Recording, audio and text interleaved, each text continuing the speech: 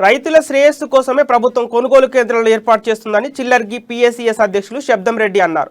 కామారెడ్డి జిల్లా పిట్లం మండలంలోని చిల్లర్గి పిఎసిఎస్ ఆధ్వర్యంలో పిట్లం, చిల్లర్గి, కుర్తి, రాంపూర్, అన్నారం గ్రామాల్లో కొనుగోలు కేంద్రాలు ప్రారంభించారు. ఈ కార్యక్రమంలో ఎంపీపీ కవితా విజయ్, జెడ్పీటీసీ శ్రీనివాస్ రెడ్డి, వివిధ గ్రామాల సర్పంచులు పాల్గొన్నారు.